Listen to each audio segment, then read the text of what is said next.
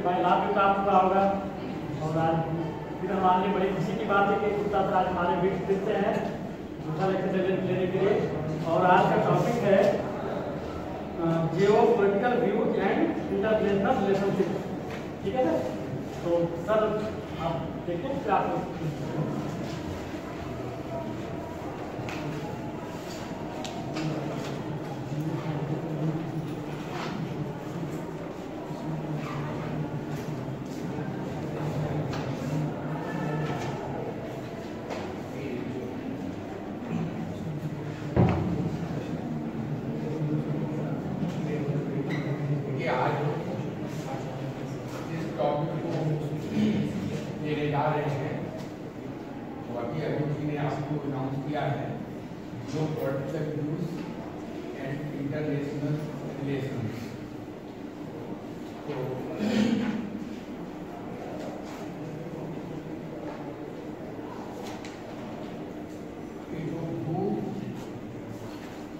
राजनीति है एक किसी स्थान विशेष की अस्तित्व के कारण उत्पन्न होती है और जो सामाजिक महत्व एक क्षेत्र होते हैं उन्हें हम कभी-कभी शक्तिशाली क्षेत्र भी कहते हैं। और किसी क्षेत्र के शक्तिशाली होने के पीछे उसकी भौगोलिक स्थिति का बहुत महत्व होता है और इसी महत्व को दृष्टि में रखते हुए अनेक विद्वानों ने अपने विचार प्रस्तुत किए हैं, जिसमें पहला प्रमुख नाम आता है हेल्मफोर्ड मैकेंडर का और दूसरा नाम है स्पाइकमैन का। इन दोनों लोगों ने जियोपॉलिटिक्स के संबंध में अपने विचार व्यक्त किए हैं और उससे संबंधित अपने सिद्धांत भी प्रस्तुत किए हैं। तो मैकेंडर महोदय ने भूपरक राजनीति के संबंध में बहुत ही तर्कपूर्ण ढंग से और ऐतिहासिक विवेचन के उपरांत अपने विचार व्यक्त किए हैं और मैकेंडर के विचारों की पुष्टि अनेक विद्वानों ने भी की है। तो जैसा कि आप जानते हैं कि मैकेंडर की जो थ्योरी है उसे हम हार्टलैंड थ्योरी कहते हैं। लेकिन शुरुआत में उन्होंने हार्टलैंड थ्योरी का प्रतिपादन नहीं किया था। सबसे पहले उन्होंने आपके 25 जनवरी 1904 को अपना एक लेख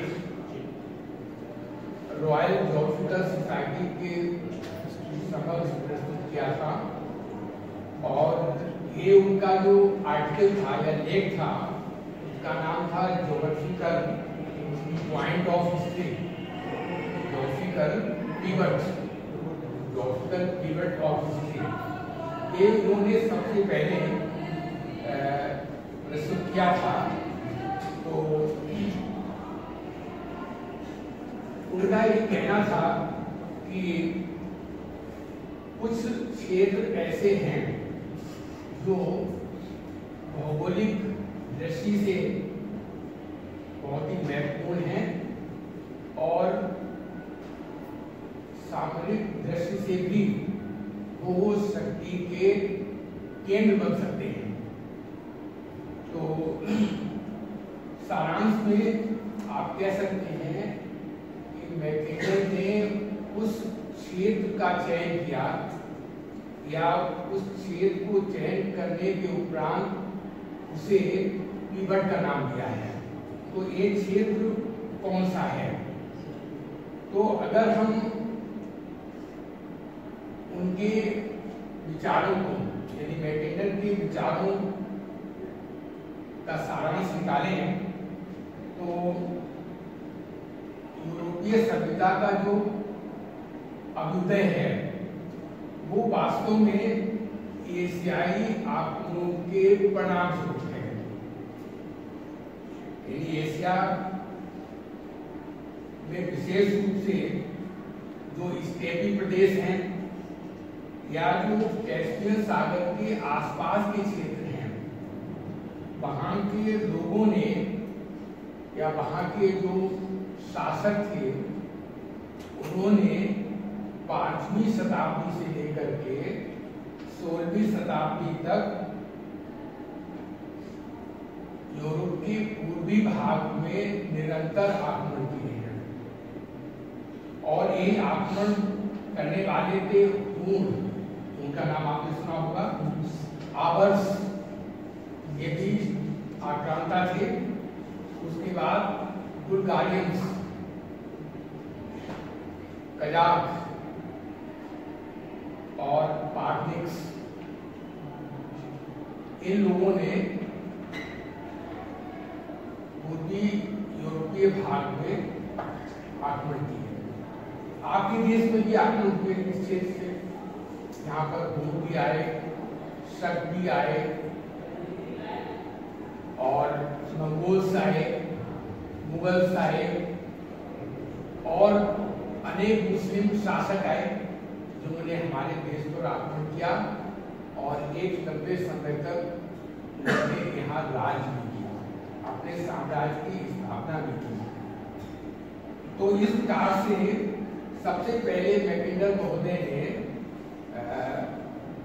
पूर्वी यूरोप के इतिहास के संबंध में जानकारी प्राप्त की और उन्होंने कहा कि इन्हीं आक्रमणों के पश्चात यहाँ की सभ्यता का विकास हुआ है।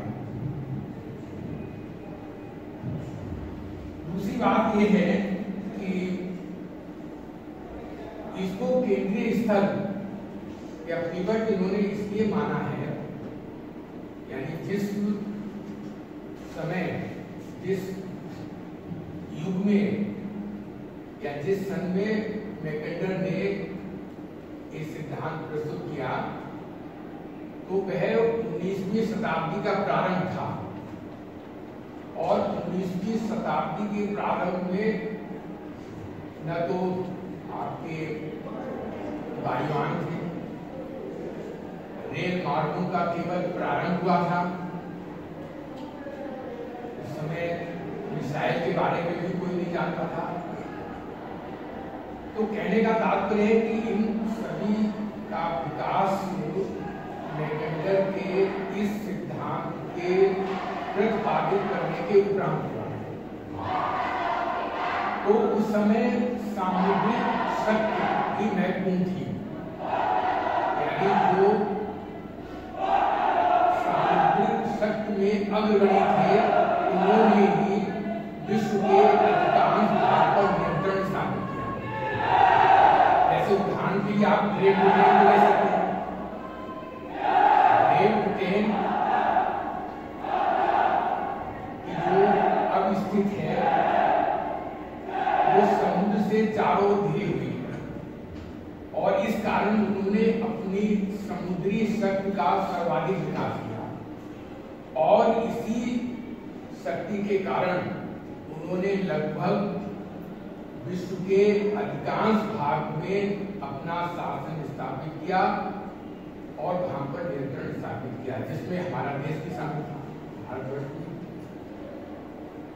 वर्तमान भारतवर्ष नहीं, भारतवर्ष एक बृहद रूप में था किसी समय।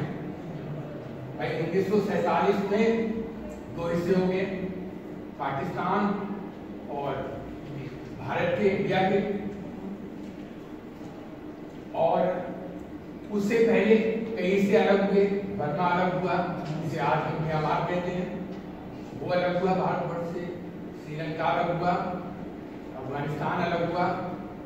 ये कभी भारतवर्ष के अंग हुआ करते। बांग्लादेश भी पहले पाकिस्तान का अंग था, 1977 में एक स्वतंत्र देश के रूप में अस्तित्व में आया। तो कहने का तात्पर्य कि एक बृहद भारत अंग्रेजों के जाने से पहले भारत था, और अंग्रेजों ने जाते जाते इस देश के कई टुकड़े कर दिए।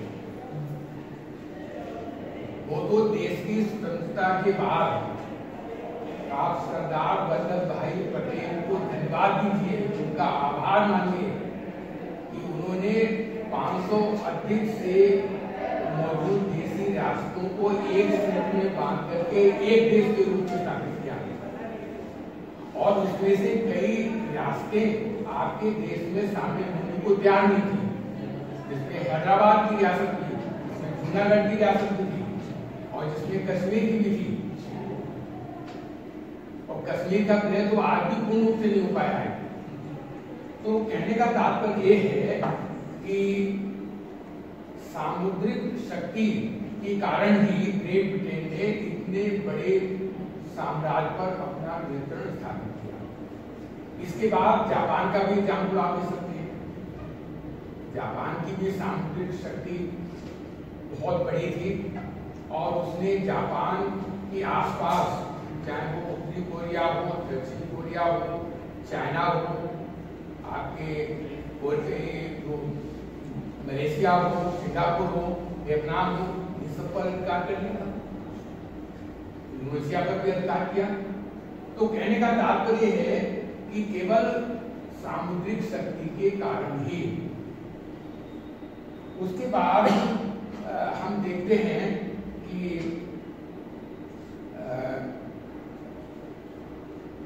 मैकिंडर ने जिस क्षेत्र की कल्पना तिब्बत के रूप में की है, वो समुद्र से काफी दूर था। उनका ये मानना था कि ये जो तिब्बत एरिया है, जो कभी शक्ति की धुरी बन सकता है, वो समुद्र से लगा हुआ नहीं है, और जहां लगा हुआ भी है वो साल भर बर्फ से जमा रहता है। आप देखते हैं साइबेरिया की जितनी भी नदियां हैं वो उत्तरी सागर में जाकर मिलती हैं, और उत्तरी सागर जो है वो साल भर फ्रोजन स्टेट में रहता है। इसी प्रकार से आप देखिए केवल पूर्वी यूरोप का हिस्सा इन्होंने शामिल किया है, और पूर्वी यूरोप जो है पश्चिमी यूरोप के बाद है, जो रसा से लगा हुआ है, एशिया से लगा हुआ है, उस हिस्से को उन्होंने शामिल किया, वो भी समुद्र से दूर है। और नीचे अगर आप आएंगे, जो मध्य एशिया के देश हैं, जिसमें आपके कजाकिस्तान भी है, और उज्बेकिस्तान है, और किर्गिस्तान है, तुर्कमेनिस्तान है, तो ये राज्य हैं, ये भी समुद्र से काफी दूर है। उसको शामिल किया था, मंगोलिया को शामिल किया, समुद्र से बहुत दूर है। तो कहने का तात्पर्य है कि ये जो भाग उन्होंने शामिल किए हैं, इन पर कभी भी समुद्र की तरफ से आक्रमण नहीं हुआ है। समुद्र की तरफ से कभी भी आक्रमण नहीं हुआ है। तो ये जो इन्होंने सिद्धांत प्रस्तुत किया, उसके बाद उसकी आलोचना भी हुई, लेकिन उसके बाद मैकिंडर ने पुनः स्वयं इस पर बहुत कुछ विचार विमर्श किया, और विचार विमर्श करने के बाद 14 वर्ष के उपरांत उन्होंने एक पुस्तक लिखी है, और उस पुस्तक का नाम है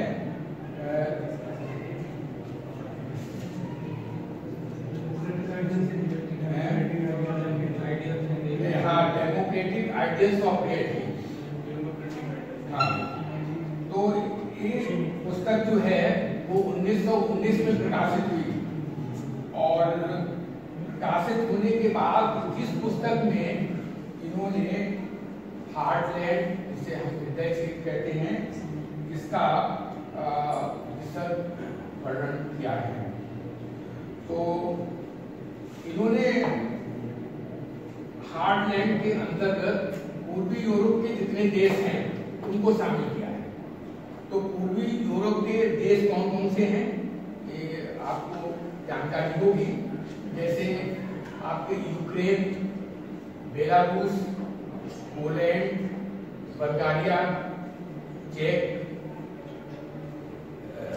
और Slovakia, Estonia, Latvia, Lithuania, Hungary, ये जो देश हैं पूर्वी यूरोप के, इसको इन्होंने हार्टलैंड में शामिल किया। तो इन्होंने हार्टलैंड की पहली लाइन लिखी है कि द रूस east Europe commands the heartland, यानी रूस द ईस्ट यूरोप, यानी ईस्ट यूरोप के इन देशों पर जिसका नियंत्रण होगा वो आपके हार्टलैंड को कमांड करेगा।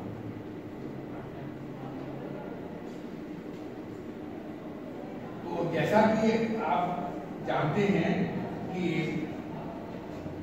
हार्टलैंड जो है वो बहुत ही इंपॉर्टेंट क्षेत्र है, और जब रसा का हृदय हुआ तो आप जानते हैं कि ये पूरा जो पूर्वी यूरोप और प्लस मध्य एशिया का भाग उसके साम्राज्य का एक अंग था। बाद में डिसइंटीग्रेशन हुआ 1991 में, और डिसइंटीग्रेशन के बाद ये जो पूर्वी यूरोप के देश थे वो रसा से अलग हो गए, और मध्य एशिया के जो ये 5 देश अस्तित्व में आए ये भी उससे अलग हो गए। तो इसका अर्थ एक हुआ कि हार्टलैंड का इतना हिस्सा जो है वो रूस से 1991 में अलग हो गया।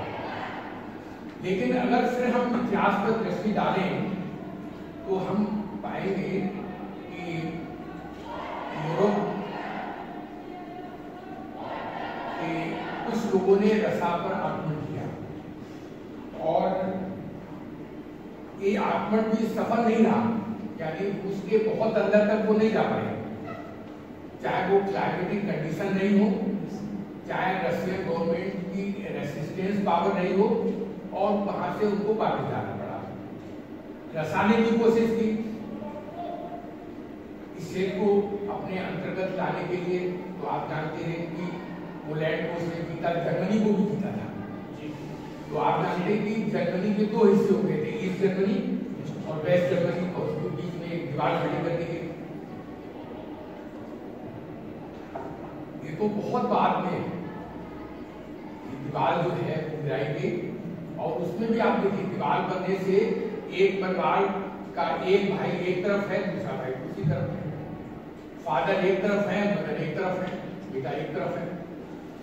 तो इससे परिवार भी जो है वो कई भागों में डिवाइड हो गया था।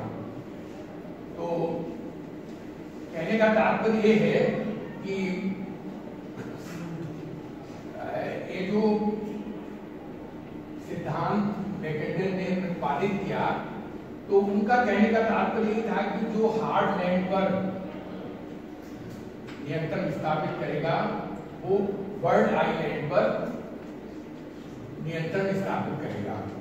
अब प्रश्न उठता है कि आपके बर्ड आइलैंड जो है उसमें क्या क्या चीजें सम्मिलित हैं, और जो हार्टलैंड में तो हमने आपको बताया कि ईस्ट यूरोप के इतने देश इसमें शामिल होते हैं। और उन्होंने कहा कि बर्ड आइलैंड पर अपना नियंत्रण स्थापित करेगा, और उसके बाद जो है जो ऑफशोर आइलैंड हैं उन पर भी उनका नियंत्रण होगा। और तो बर्ड आइलैंड में जो है वो संपूर्ण यूरोप, एशिया और अफ्रीका आते हैं। तो कहने का तात्पर्य कि ईस्ट पर नियंत्रण करने वाला बर्ड आइलैंड पर नियंत्रण स्थापित करेगा, और बर्ड आइलैंड पर जो नियंत्रण स्थापित करेगा वो ऑफशोर आइलैंड पर भी नियंत्रण स्थापित करेगा। तो ऑफशोर आइलैंड के अंतर्गत मैकेंडर ने ब्रिटिश प्रायद्वीप और जापान को शामिल किया है। और उसके बाद उन्होंने कहा कि जब वो ऑफशोर आइलैंड पर नियंत्रण हो जाएगा तो संपूर्ण विश्व पर उसका नियंत्रण हो जाएगा। लेकिन ऐसा हुआ नहीं। अगर आप देखें कि 1991 तक रूस का पूरा नियंत्रण हार्टलैंड पर था, जिसमें यूरोप भी शामिल था, मध्य एशिया का भी पूरा भाग शामिल था। तो इतना संपूर्ण भाग शामिल होने के उपरांत भी रूस शक्तिशाली राष्ट्र के रूप में जरूर स्थापित हुआ, और शक्तिशाली राष्ट्र के रूप में स्थापित होने का मुख्य कारण ये था कि इस संपूर्ण क्षेत्र में अपार संसाधन थे। आप कह सकते हैं कि विश्व के 52% से भी अधिक संसाधन यहाँ उपलब्ध थे, और जिस राष्ट्र में अधिक प्राकृतिक संसाधन उपलब्ध होंगे तो स्वाभाविक है कि वो राष्ट्र आर्थिक रूप से शक्तिशाली होगा, और जब आर्थिक रूप से शक्तिशाली होगा तो वो सैनिक रूप से भी शक्तिशाली होगा। तो आज हम देखते हैं कि संयुक्त राज्य अमेरिका के बाद रूस की सेना सबसे अधिक शक्तिशाली है, और विशेष रूप से विश्व के जो 5 बड़े देश हैं,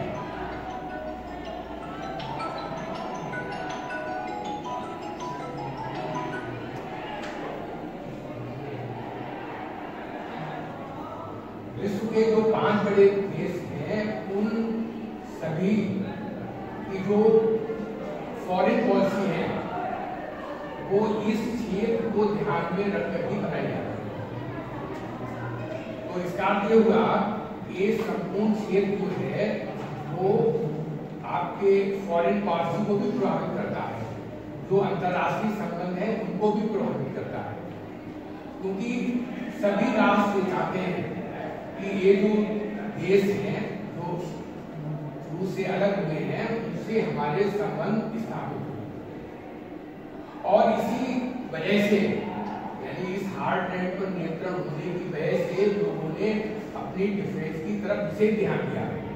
विशेष रूप से जो पश्चिमी यूरोप के देश हैं, तो आपको मालूम है कि पश्चिमी यूरोप के देशों ने एक संगठन बनाया जिससे हम यूरोपीय संगठन या यूरोपीय महासंघ कहते हैं, यूरोपियन यूनियन, उसका गठन किया, और उसके साथ ही अमेरिका ने मिलकर के एक और सैनिक संगठन बनाया जिसे हम नाटो कहते हैं, यानी नॉर्थ अटलांटिक ट्रीटी ऑर्गेनाइजेशन।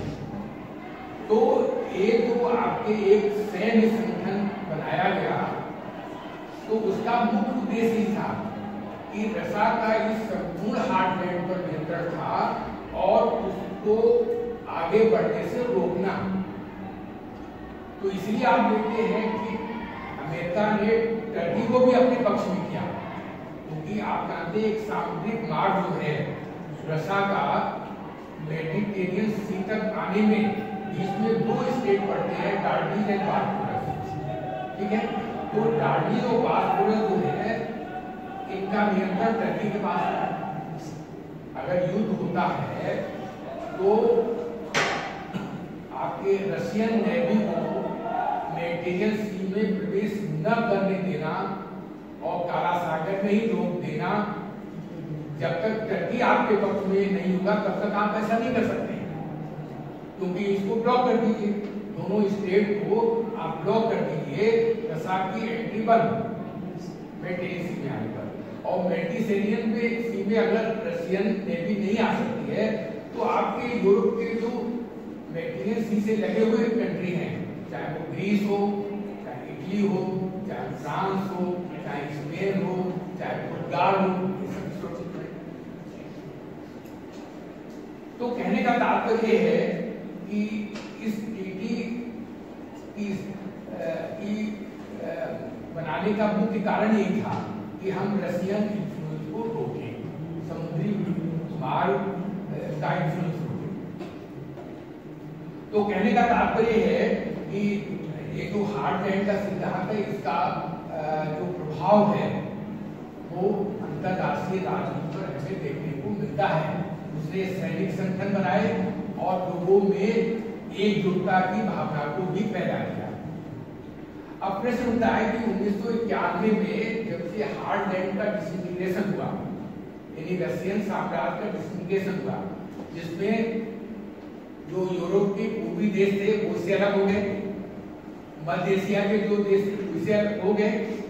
अब इनमें अपार संसाधन है, प्राकृतिक संसाधन है, विशेष रूप से नेचुरल गैस, पेट्रोलियम और भी बहुत से खनिज हैं। तो सबकी जो है दृष्टि इन संसाधनों पर लगी हुई है, हमारी भी लगी है, हमारे देश में भी लगी है। हम वहां से गैस मंगाना चाहते हैं, लेकिन हमारे सामने बड़ी हर्डल्स ये है कि हमारे पड़ोसियों से हमारे संबंध अच्छे हैं, विशेष रूप से पाकिस्तान और अफगानिस्तान की स्थिति बड़ी खराब हो गई जब से तालिबान आ गया है। भाई तालिबान से पहले भी जो गवर्नमेंट थी उससे हमारे राजनीतिक संबंध बहुत अच्छे थे, हमने काफी इन्वेस्टमेंट वहां किया था। वो तो फिगर भी मालूम है कि कितने करोड़ में इसका इन्वेस्टमेंट वहां पर किया गया, वहां पर ब्रिजेस बनाए, रोड बनाए और दूसरी एक्टिविटीज में पैसा खर्च किया गया, हमने अनुदान भी किया, खाद्य अनुदान भी किया।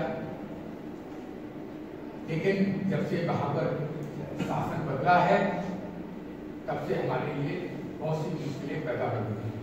सबसे बड़ी मुश्किल टेररिज्म वाली पैदा हो गई है कि वहां से टेररिज्म का पोषण न हो और वो हमारे देश में विशेष रूप से हमारे हिस्से को, कश्मीर के हिस्से को वो डिस्टेबलाइज कर रहे हैं। तो कहने का तात्पर्य कि इस समय हमारी जो विदेश नीति है वो अफगानिस्तान के प्रति ऐसी है जैसे फूंक का कदम रख रहे हैं। हम नाराज भी नहीं करना चाहते हैं, हम उसका पक्ष भी नहीं लेना चाहते, क्योंकि वहां जो गवर्नमेंट स्थापित हुई है उसमें बहुत से इंटरनेशनली डिक्लेयर्ड टेररिस्ट शामिल हैं।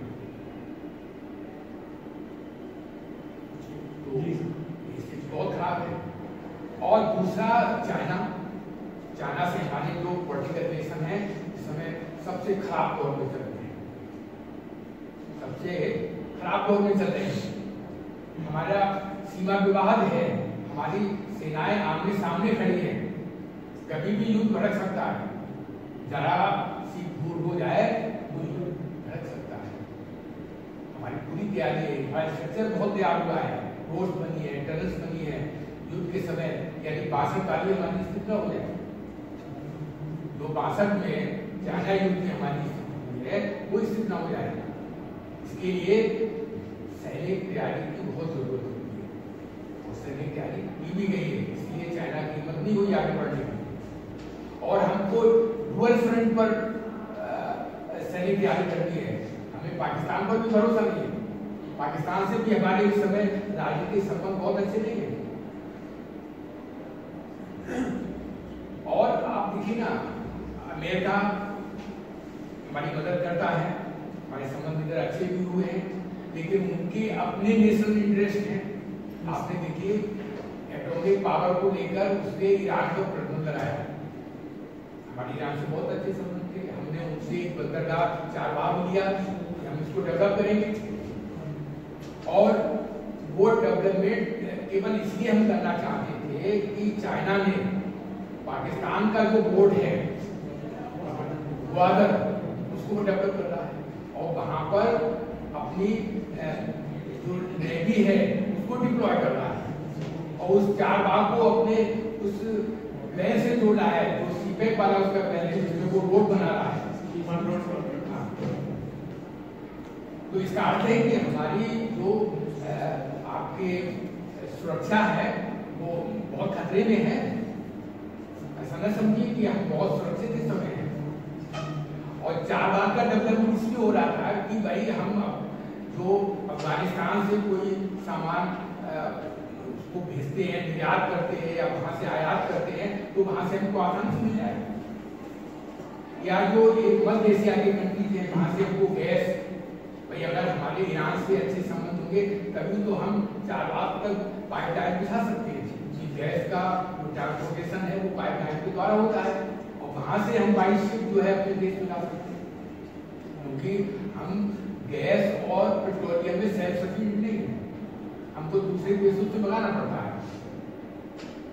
तो जिन देशों से हमें मंगाना पड़ता है उनसे हमारे जो संबंध हैं वो हमको अच्छे बनाने पड़ेंगे, अच्छे राजनीतिक संबंध होंगे। हमारी जो फॉरेन पॉलिसी है इस बात को ध्यान में रखकर के बनाई जाएगी कि कौन से हमारे मित्र देश हैं जिनसे हमको लाभ है, जिनसे हमको हानि है।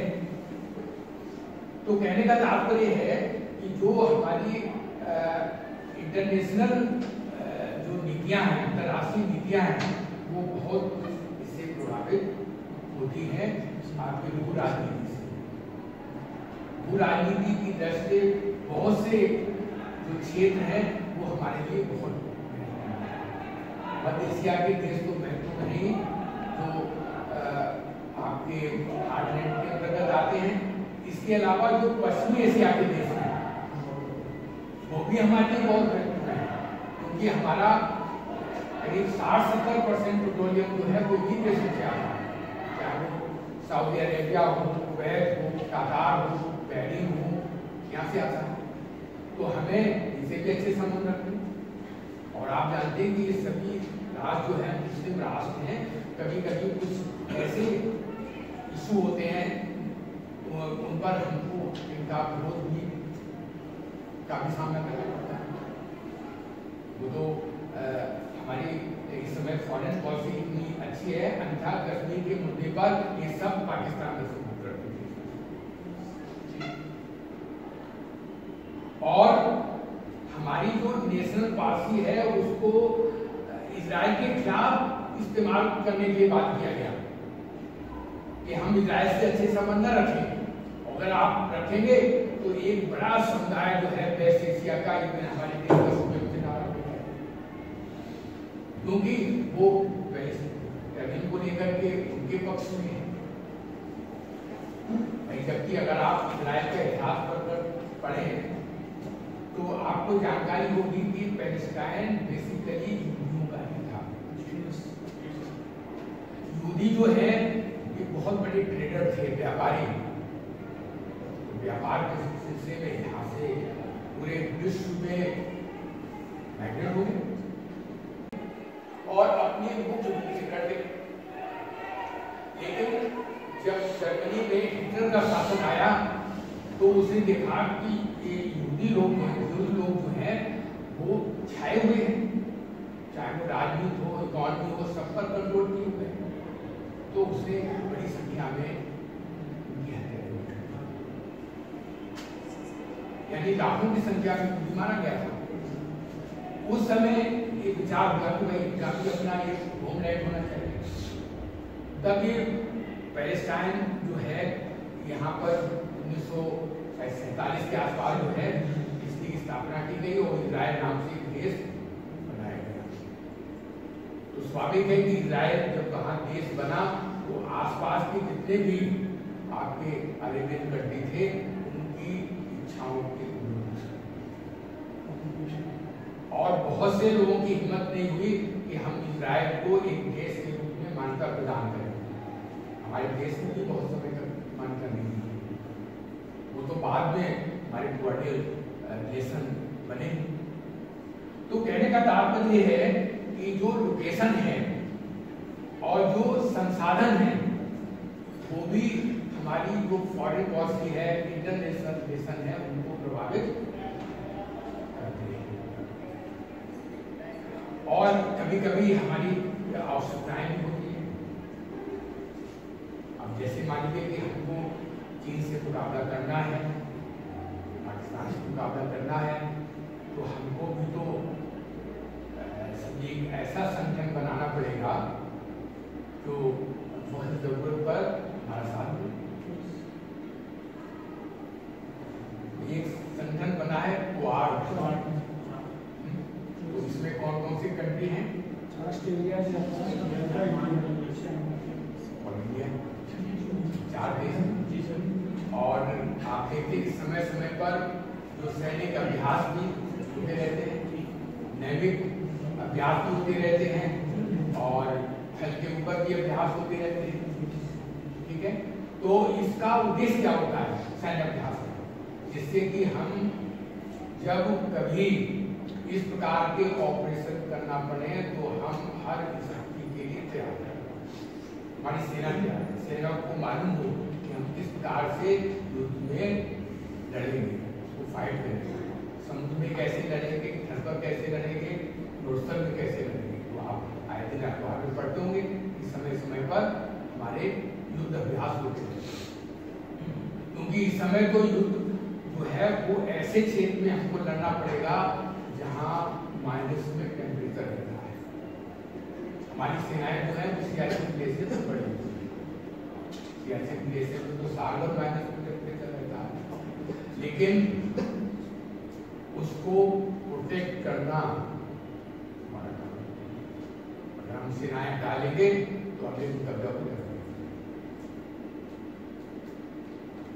इसीलिए उस कब्जे को रोकने के लिए भारत सरकार को सियाचिन को सुरक्षित रखने के लिए बहुत खर्च करना पड़ता है। ये सिर्फ चाइना बॉर्डर पर भी है, लद्दाख बॉर्डर पर भी। तो लद्दाख पर भी देखिए अब जाने आगे -50 डिग्री तक टेम्परेचर पहुंच जाता है, और ऐसी स्थिति में भी सेना प्रोवाइड है। अगर सेना हटा दी जाए तो तुरंत चाइना की सेनाएं एडवांस होकर के एक बड़े हिस्से पर कब्जा करेंगी। तो आप देख रहे हैं पिछले 2 साल से सेनाएं आमने सामने हैं, उसको कहीं कहीं पर तो 500 मीटर का डिस्टेंस है। तो कहने का तात्पर्य है कि अब चीन की जो अपनी पॉलिसी है वो तो एक्सपेंशन वाली पॉलिसी है कि हम एक्सपेंशन करें, हमारी भी गलतियां हों, इसकी वजह से उसे एक्सपेंशन का मौका मिला। जब तिब्बत को पर उसने नियंत्रण किया तो हमने उसका विरोध नहीं किया। तिब्बत पर जब चाइना ने आक्रमण किया, उस पर नियंत्रण स्थापित किया तो हमने उसका विरोध करना चाहिए। ग्रेट ब्रिटेन ने कभी भी चाइना का अधिकार नहीं होने दिया तिब्बत पर, क्योंकि वो एक बफर स्टेट के रूप में हमारी सुरक्षा करता। आज तिब्बत की सीमाएं ही तो भारत से मिलती है, चीन की तो नहीं मिलती। भाई अरुणाचल प्रदेश से लेकर के लद्दाख तक केवल तिब्बत की सीमाएं। अब वो क्योंकि चीन के नियंत्रण में है, चीन की सीमाएं आती हैं। अगर चीन को हमारे पास कहीं नहीं था। तो कहने का तात्पर्य ये है कि जब हम हार्टलैंड के संबंध में अंतर्राष्ट्रीय संबंधों को देखते हैं तो हमें सामाजिक रूप से जो महत्व है वो दिखाई देता है, और उसी आधार पर इंटरनेशनल रिलेशन भी बनाए जाते हैं। तो उनका जो पूरा सिद्धांत था मैकेंडर का, तो आपको मालूम होगा, हम पेपर पढ़ के सुनाए दे रहे हैं। वो रूस ईस्ट यूरोप कमांड की हार्ट है, ठीक है, जो पूर्वी यूरोप पर शासन करेगा या नियंत्रण करेगा, वो हृदय स्तर पर नियंत्रण करेगा, शासन करेगा। वो रूस का हार्टलैंड कमांड की वर्ड है, तो जिसका हार्टलैंड पर नियंत्रण होगा वो जो है वर्ल्ड आइलैंड पर नियंत्रण करेगा। वो रूस का वर्ल्ड आइलैंड कमांड की वर्ड, और जो वर्ल्ड आइलैंड पर नियंत्रण करेगा पूरे विश्व पर नियंत्रण करेगा। तो अभी तक तो हम ये देखते हैं कि संपूर्ण हार्टलैंड पर केवल रूस का नियंत्रण हुआ था। तो रूस ने हार्टलैंड पर तो जरूर नियंत्रण किया, लेकिन उसके बाद वो वर्ल्ड आइलैंड पर या समझे कि पूरे विश्व पर नियंत्रण नहीं कर सकता है। तो कहने का तात्पर्य कि मैकेंडर का ये जो सिद्धांत है उसमें अब 100 वर्ष हो गए इस सिद्धांत को प्रतिपादित निष्पादित किए हुए।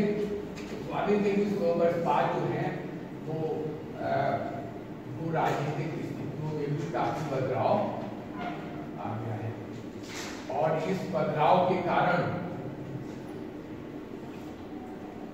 अब स्थितियां भी बदल रही हैं और भी आपकी शक्ति के ध्रुव बन गए हैं। भाई ऐसा नहीं केवल रसा ही शक्ति का ध्रुव नहीं है, रसा एक ध्रुव है, पावरफुल नेशन है, अमेरिका दूसरा ध्रुव है, दूसरा पावरफुल नेशन है, चाइना तीसरा पावरफुल नेशन के रूप में उभर रहा है, इंडिया एक अलग पावरफुल नेशन है, वो भी उभर रहा है ध्रुव के रूप में। तो उसके बाद और भी ध्रुव है, फ्रांस है, ग्रेट ब्रिटेन है और जर्मनी, ये भी आपके शक्ति ध्रुव के रूप में है, जापान भी है।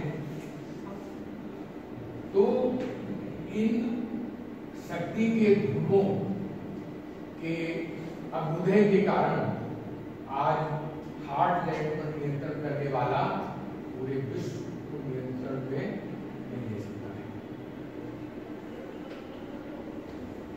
और उस समय की परिस्थितियां अलग थी। भाई अब तो आप देखते हैं कि उस समय जितने भी आक्रमण हुए थे यूरोप पर, वो कैसे होते थे? घोड़ों से और ऊंटों से। भाई घोड़ों पर बैठ के लोग जाते थे सैनिक, ऊंटों पर जाते थे। आप तो घोड़े और ऊंटों पर तो जाता नहीं। पहले भी जो लड़ाई भारतवर्ष में हुई है मुगलों के समय में या और जो राजा महाराजा थे, तो घोड़े, ऊंट और हाथी और पैदल सेना, ये तो सेना के मुख्य नहीं थे, इसलिए लड़ाई होती थी। आज तो ना घोड़ों का इस्तेमाल हो रहा है, ना घोड़ों का इस्तेमाल हो रहा है, कहीं कहीं मरुस्थल में हो जाता है, लेकिन ज्यादा नहीं होता। हाथी का भी उपयोग नहीं हो रहा है। भाई अब तो आपको दुश्मन के सामने जाकर युद्ध करने की जरूरत नहीं है। आप यहीं बैठे बैठे 2000 किलोमीटर 5000 किलोमीटर अगर दुश्मन बैठा है या दुश्मन की कोई छावनी है तो आप उसको नष्ट कर सकते। ऐसे आपके मिसाइल बन गए और आप तुरंत गति से आप एक्शन ले सकते हैं। आप ड्रॉपर्स के द्वारा आपके पास जो ग्लोब मास्टर है उस पर 400-500 लोग बैठ जाते हैं, 400-500 लोगों को आप उतार सकते हैं सैनिक मोर्चे पर। और एक समय था, हमको एक दृष्टांत इतिहास का याद आ गया कि अकबर ने गुजरात पर विजय हासिल की और हासिल करने के बाद वहां का जो सुल्तान था उससे समझौता हुआ कि भाई ठीक है, आप केयर टेकर के रूप में रहेंगे, हमारे लोग यहाँ रहेंगे और इतना सालाना आपको टैक्स जो है वो हटा। तो ये समझौता होने के बाद, संधि होने के बाद अकबर आगरा वापस आ गया और आगरा से अहमदाबाद लगभग 600 किलोमीटर से अधिक है, 600 या 800 किलोमीटर है। और जैसे ही वो वापस आया है वैसे ही उसको पता चला कि उसने विद्रोह कर दिया और अपने को सुल्तान घोषित कर दिया कि कोई टैक्स नहीं है। अब उसको दबाने के लिए अकबर ने जो है वो 10,000 सबसे तेज दौड़ने वाले घोड़े तैयार किए और हर घोड़े पर 2 सैनिकों को बैठा और उनको बैठाने के बाद उसने प्रस्थान किया गुजरात के लिए। 8 दिन में पहुंचा है, यानी 8 दिन का समय वहां उसको लगा पहुंचे पर और उसके बाद उसे उसको दोबारा नियंत्रण में किया। आज अहमदाबाद पहुंचने में 1 घंटे में आप सेना पूरी उतार सकते हैं। और अब तो सेना उतारने की जरूरत नहीं है, आप वहीं से आगरे से मिसाइल दागिए और मेरा ख्याल है कि 5 मिनट भी उसको नहीं लगेगा और जो भी सैनिक अड्डे होंगे उसके वापस कर देंगे, तो कितना पता होगा। तो मैकेंडन ने जब ये थ्योरी प्रतिपादित की उसके बाद आप देखिए ये जो पूरा आपके हार्टेड का एरिया है, रेलवे का एक पूरा नेटवर्क रेलवे के बारे में आपको लंबी रेलवे लाइन है। और उसके अलावा यानी पूरे रसा में और यूरोप तक रेलवे लाइन का तो इससे अब ये क्षेत्र जो है यानी उनकी कल्पना यही थी कि ये क्षेत्र प्रोटेक्टेड है, समुद्र की तरफ से कोई आक्रमण यहाँ नहीं हो सकता है। भाई ठीक है, समुद्र से आक्रमण जरूर नहीं हो सकता है, लेकिन एरोप्लेन से तो आक्रमण हो सकता है, जो हमारे फाइटर प्लेन है उससे आक्रमण हो सकता है, मिसाइल से आक्रमण हो सकता है, जो कि मैकेंडर के समय तो मैकेंडर ने जो अपना सिद्धांत प्रस्तुत किया है तो उस समय की जो परिस्थितियां थी उसके आधार पर किया है। उस समय सामुद्रिक शक्ति सबसे विकसित थी, उसी का ध्यान था कि समुद्र के द्वारा इस क्षेत्र पर आक्रमण नहीं हो सकता है, ना उत्तर से हो सकता है, ना दक्षिण से हो सकता है, ना पूरब से हो सकता है, ना पश्चिम से हो सकता है। तो इसलिए प्रोटेक्टेड है, क्योंकि उस समय जितने भी आक्रमण हुए थे वो सभी समुद्री मार्ग से, और इसी आधार पर उन्होंने इस सिद्धांत का को प्रतिपादित तो ये आपके रहा। फर्स्ट वर्ल्ड वॉर में नेवी का थोड़ा सा वर्चस्व ज़्यादा था। फर्स्ट वर्ल्ड वॉर में नेवी का वर्चस्व था ही।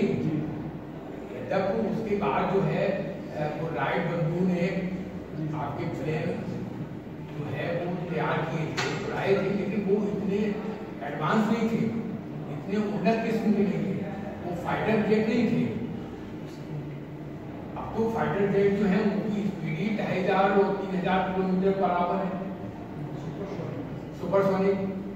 ये अभी जो आपके खरीदे गए हैं वहां से फ्रांस से, तो कितनी क्षमता है, मिसाइल दागने की भी क्षमता है और रडार की बहुत से भी बाहर है, और आपके 2000 किलोमीटर तक तो पहुंचा सकते।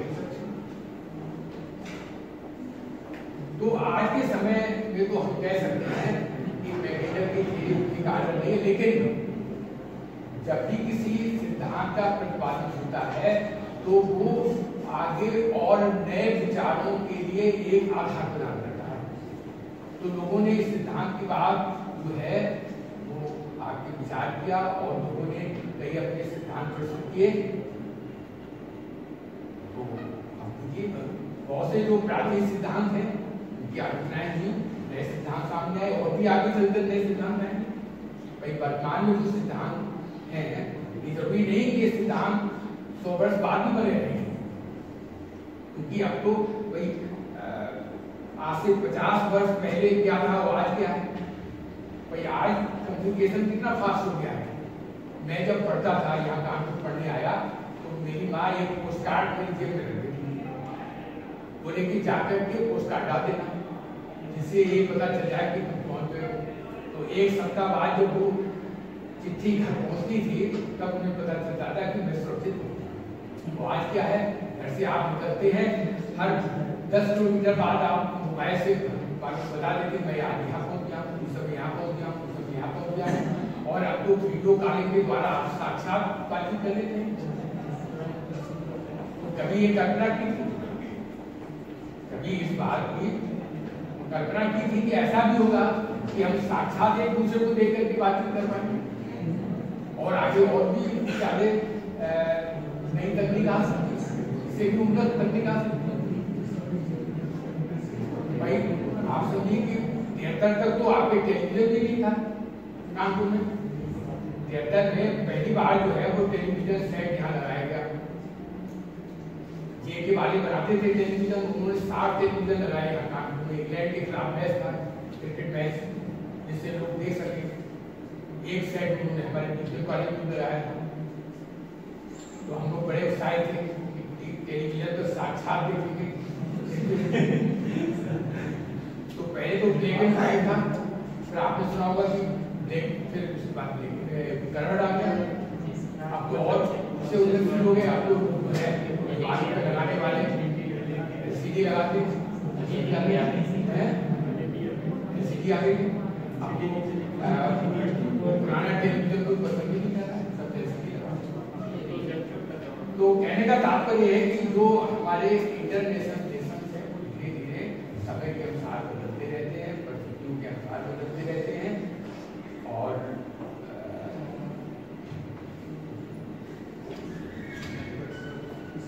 आपको कुछ पूछना हो तो आप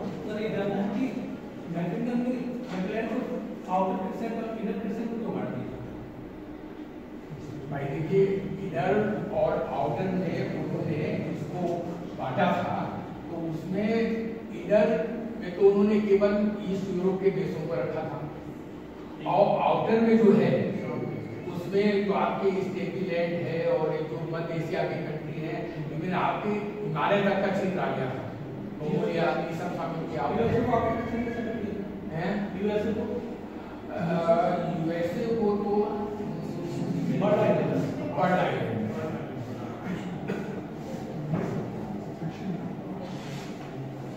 और कोई क्वेश्चन? सर ये मैकेंडर की थ्योरी से थोड़ा सा अलग है क्वेश्चन मेरा इंटरनेशनल लेवल। सर जैसे कि एक देश द्वारा किसी दूसरे देश को भूमि दे देना एयरबेस वगैरह बनाने के लिए, तो ये कहाँ तक सही है सर? हाँ, आपका अच्छा क्वेश्चन है। देखिए, बहुत से देश ऐसे हैं जो बहुत गरीब हैं, और जब कभी किसी संपन्न देश से वो कर्ज लेते हैं, अनुदान लेते हैं, तो उनको भी अपने देश में कुछ सुविधाएं देनी पड़ती है। जैसे श्रीलंका ने एक कोड दिया है 20%, इसी प्रकार से पाकिस्तान ने एक कश्मीर का एक बड़ा हिस्सा दान कर दिया, और एक वो जो आपकी रास्ता है सी बैंक वाला, उसको बनाने की अनुमति दी, वाटर पोर्ट दे दिया डेवलप करने के लिए। क्यों दे दिया? क्योंकि पाकिस्तान आर्थिक रूप से इतना कंगाल है कि उसको अपना देश चलाने के लिए कर्ज चाहिए। वर्ल्ड बैंक से कर्ज उसको मिलता नहीं, कोई दूसरा उसको कर्ज दे नहीं रहा है, केवल चाइना दे रहा है। इसी प्रकार से आप देखिए, बहुत से अफ्रीकन कंट्रीज गरीब हैं, उन्होंने लोन लिया, और उन्होंने अपने यहाँ एक पोर्ट, जो कंट्री का नाम कोई समझ याद नहीं आ रहा है, अभी अखबार में पढ़ा था 2-3 दिन पहले, तो छोटा देश है, उसने एक एयरपोर्ट दिया था चाइना को, और वो कर्ज चुकाने की स्थिति में नहीं रहा, उन्होंने उसको कब्जा कर दिया।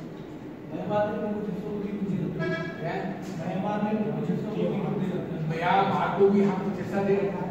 तो कहने का तात्पर्य है कि ये जो छोटे देश हैं, गरीब देश हैं, जिनकी इकोनॉमी बहुत पुअर है, जिनको बिना फॉरेन मदद के वो अपना देश नहीं चला सकते हैं, ऐसे लोगों को कुछ न कुछ कंसेशन देना पड़ता है।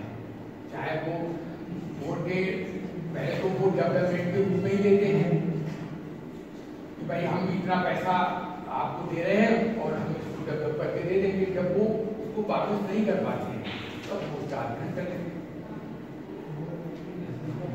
सर ये सबसे पहले नेशन का कॉन्सेप्ट कब से आया, कब और कैसे आया सर? लेकिन नेशन का कॉन्सेप्ट जो है, जिसे आप राष्ट्र का कॉन्सेप्ट भी कह सकते हैं,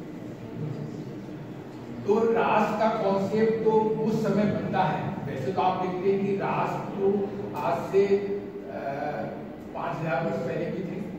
राष्ट्र एक इकाई होती है, और वो क्षेत्रीय इकाई जिसका एक बड़ा क्षेत्रफल होता है, और उसके अंदर एक जनसंख्या होती है, क्योंकि अगर उसका एक निश्चित क्षेत्रफल नहीं है, उसमें रहने वाले नहीं, तभी वो राष्ट्र हो सकता है। नहीं, तो सर अभी डेफिनेशन आई है, मतलब शुरुआत में लोगों ने कैसे डिसाइड किया कि ये मेरा राष्ट्र है, ये इकाई क्षेत्र मेरा, कैसे डिसाइड किया? राष्ट्र का निर्णय इस आधार पर होता है कि जिस एक बड़े क्षेत्र में जिस एक शासक की सरकार है,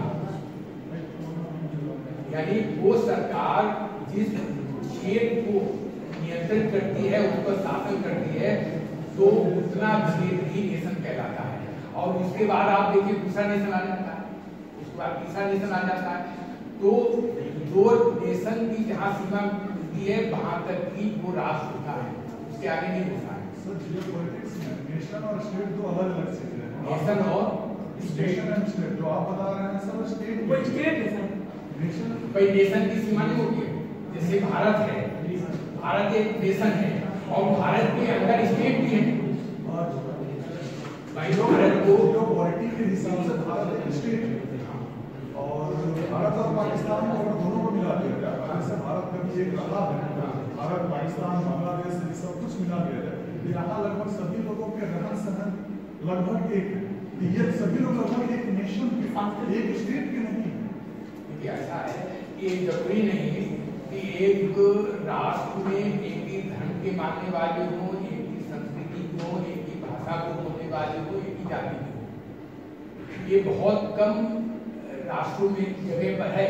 हमारा देश जहाँ तो मल्टी लिंगुअल लोग रहते हैं, मल्टी रीजन के लोग रहते हैं और असंख्य जातियों के लोग रहते हैं, तो हमारा राष्ट्र जो है वो एक धर्म के आधार पर नहीं हो सकता, एक भाषा के आधार पर नहीं हो सकता। जियोपॉलिटिक्स में जब हम लोग पढ़ाया जाता है कि इस चीज को इसमें स्टेट कहा गया है और जो नेशन है, नेशन एक कल्चरल थिंग कहा गया है। जियोपॉलिटिक्स स्टेट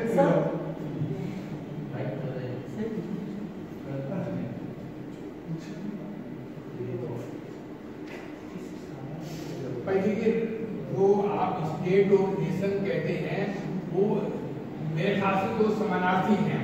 नहीं सर, पॉलिटिकल ज्योग्राफी जो आप जो बता रहे हैं सर, ये पॉलिटिक्स में, पॉलिटिकल ज्योग्राफी में जब हम आते हैं तो ये दोनों अलग चीजें हो जाती हैं। भारत पॉलिटिकल ज्योग्राफी में स्टेट है, नेशन है। ऐसा नहीं है कि हम नेशन नहीं कहेंगे आप। सिर्फ नेशन नहीं सर, इससे आस-पास तो और भी स्टेट है, जैसे पाकिस्तान, पाकिस्तान कभी भारत का हिस्सा रहा, तो ये एक नेशन के, ये पॉलिटिकल ज्योग्राफी कर रहा है।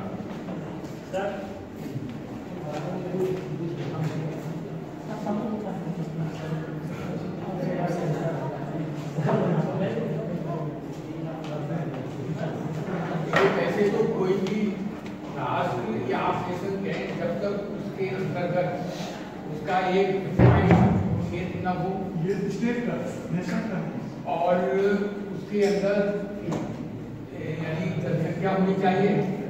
अब वो जनसंख्या चाहे वो एक धर्म की हो या बहुत से धर्मों की हो, फिर एक नियंत्रण करने वाली सरकार हो, क्योंकि बिना सरकार के भी कोई नेशन नहीं होता, तब तक वो उस पर नियंत्रण ही स्थापित नहीं कर सकता है। तो सरकार, प्रॉपर सरकार होनी चाहिए।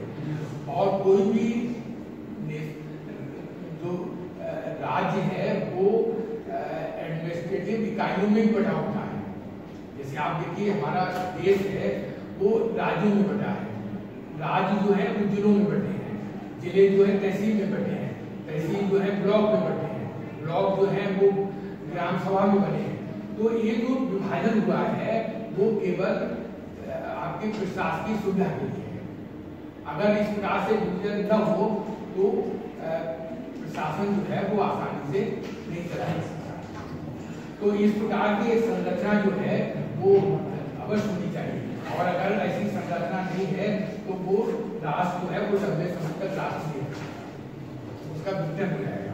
आप सही कह रहे हैं, नेशन जो है उसके अंदर कई स्टेट भी हो सकते हैं, कई तरह के गवर्नमेंट। भाई देखिए ये भी दो प्रकार के होते हैं, एक जैसे मान लीजिए यूएसए जो है अभी एक राष्ट्र है, लेकिन वहाँ पहले राज्य बने फिर स्टेट बना, इसलिए उसको कहते हैं यूनाइटेड स्टेट्स ऑफ अमेरिका।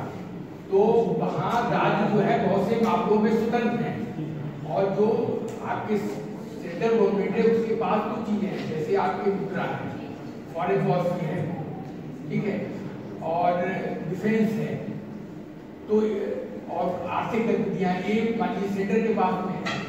वैसे हमारे यहाँ जो है पहले देश बना फिर राज्य बने, देश को राज्यों में विभाजित किया गया।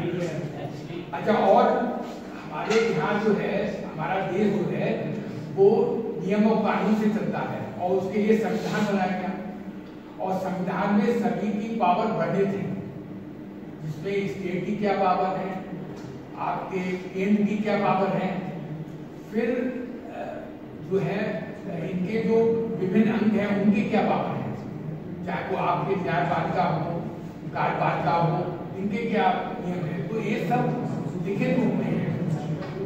तो इसीलिए जो है जब ये लिखित कोई संविधान होता है, लिखित नियमावली होती है, तो उस देश की जो शासन व्यवस्था है वो सही तरीके से चलती है।